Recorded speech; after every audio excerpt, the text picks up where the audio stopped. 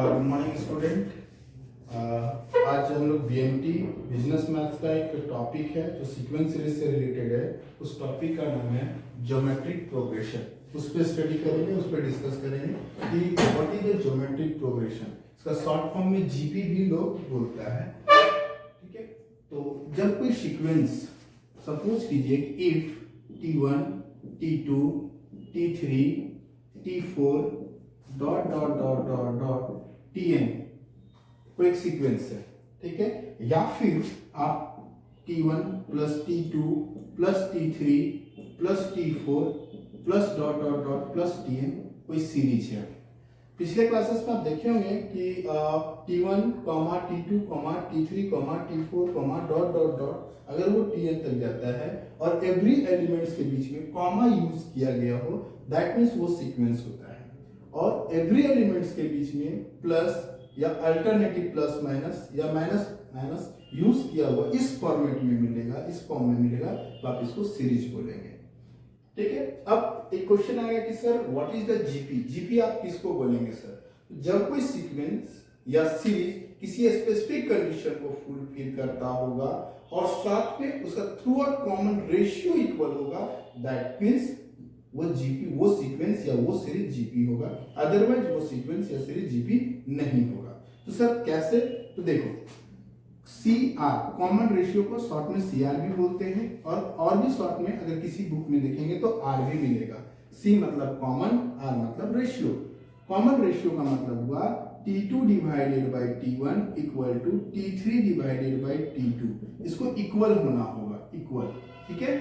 अब sir equal होना होगा तो क्या पॉजिटिव में या नेगेटिव में? नहीं, उसको थ्रू आउट इक्वल होना होगा, चाहे वो पॉजिटिव हो, नेगेटिव हो, फ्रैक्शन में हो, पॉइंट में हो, ठीक है। वो टोटल क्या होना चाहिए? उसको इक्वल होना चाहिए। अगर कोई सीक्वेंस या कोई सीरीज का common ratio through out equal होता है, दैट मींस कांस्टेंट होता है, तो दैट मींस कि ये जो आपका सीक्वेंस दिया हुआ है या ये जो सीरीज दिया गया है वो जीपी में होगा, अदरवाइज वो जीपी में नहीं होगा।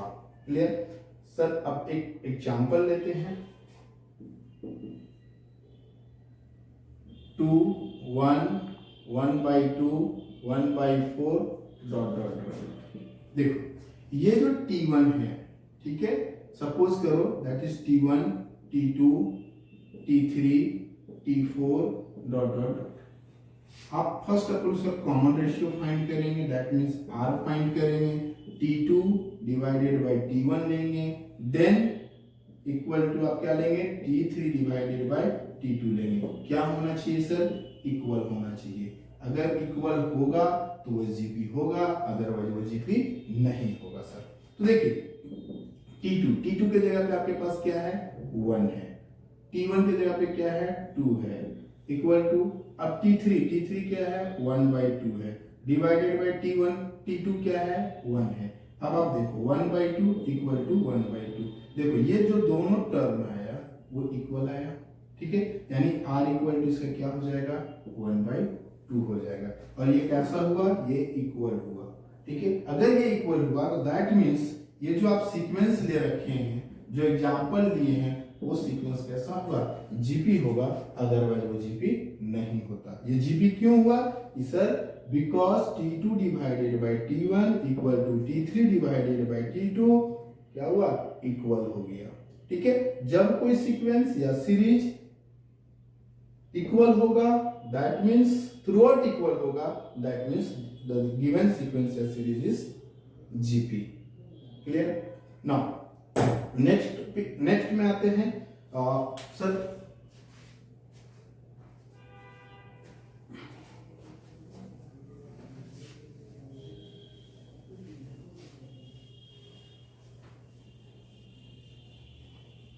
Next sir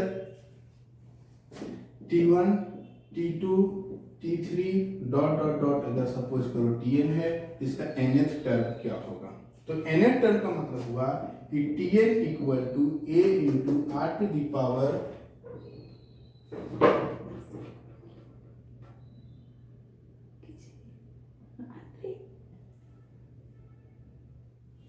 n-1। T3, dot dot dot Tn. Here T1 is equal to first term. T1 is equal to first term, and Tn is equal to general term and last term. General term और उसको last term भी बोला जाता है, ठीक है sir. Common ratio equal to T2 divided by T1 equal to T3 divided by T2 equal to क्या होना चाहिए, इक्वल होना चाहिए। तो nth term of Gp equal to a into r to the power n minus 1, nth Tn equal to a into r to the power n minus 1. Here a equal to, या आप T1 equal to first term बोलो या a बोलो, equal to first term and r equal to common ratio n number of the terms, ये always positive होगा, number of the term always positive होगा, ठीक है। तो मैंने क्या लिखा कि T1 T2 T3 dot dot dot Tn कोई सीक्वेंस है तो उसका nth टर्म जो होगा, ठीक है, वो क्या होगा, Tn equal to a into r to the power n minus 1. here T1 equal to, आप देखो मैं यहाँ लिखा here T1 equal to first term. अब T1 को यहाँ पे क्या स्मॉल लेटर ऑफ ऐसे भी रिप्रेजेंट किया जाता है और T1 भी रहा equal to first term. n यहाँ पे क्या है, n number of the term, मैं थोड़ा शॉर्ट में लिखा हूं, नंबर ऑफ द टर्म जो ऑलवेज पॉजिटिव होता है। r ऑलरेडी जान रहे कॉमन रेशियो है जो क्या होना चाहिए, थ्रू आउट इक्वल होना चाहिए। अब इससे रिलेटेड क्वेश्चन बनाते हैं। फाइंड, एक एग्जांपल ले लेते हैं, example find ninth term of GP। Suppose करो क्वेश्चन है 2, 4, 8, डॉट डॉट डॉट। सॉल्यूशन अगर आप बनाने की बात करेंगे तो हेयर सॉल्यूशन लिखेंगे। सॉल्यूशन फर्स्ट में given that a equal to 2 and CR find करना होगा। CR that means R find करना होगा। R फाइंड करने के लिए आपको क्या यूज करना है, T2 divided by T1 equal to T3 divided by T2। So क्या होना चाहिए, इक्वल होना चाहिए। क्या होना चाहिए, इक्वल होना चाहिए। नेक्स्ट इधर मैं थोड़ा सा इरेज करता हूं।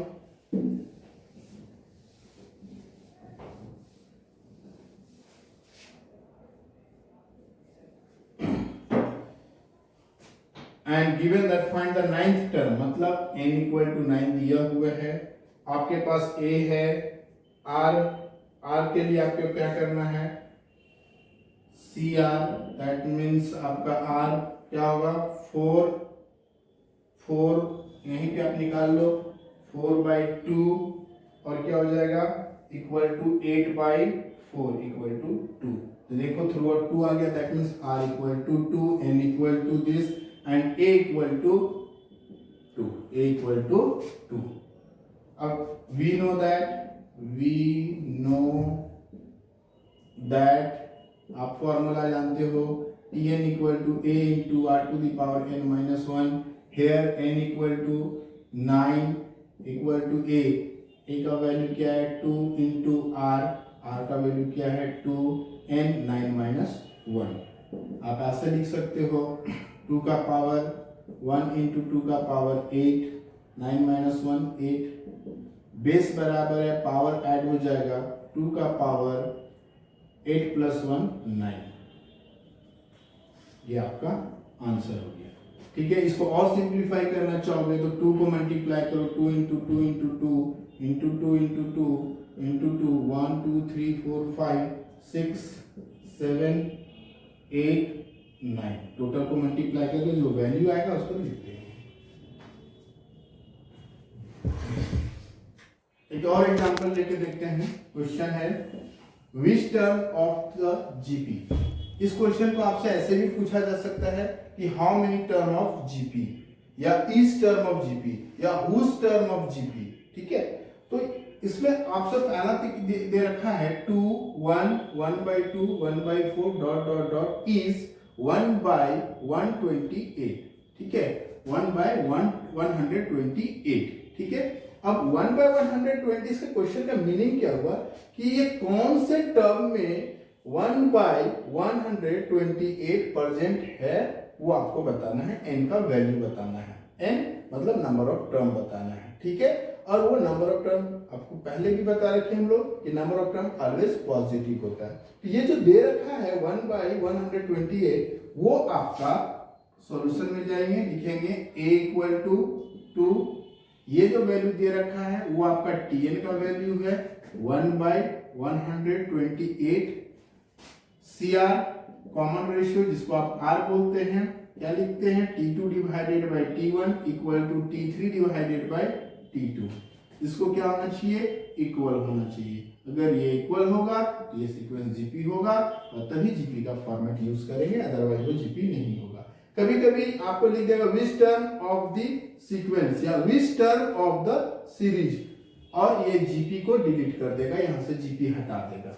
ठीक है, तो आपको पहले ये फाइंड करके देखना होगा कि जो सीक्वेंस दिया हुआ है वो सीक्वेंस जीपी में है या नहीं है, कहीं वो एपी का तो नहीं है।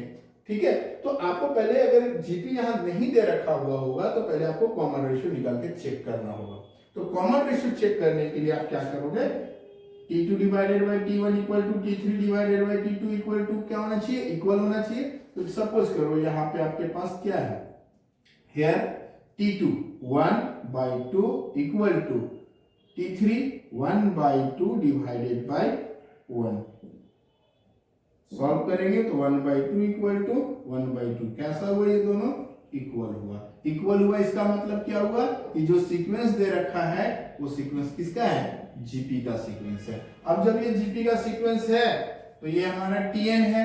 ठीक है, लास्ट टर्म है, तो we know that tn equal to a into r to the power n minus 1।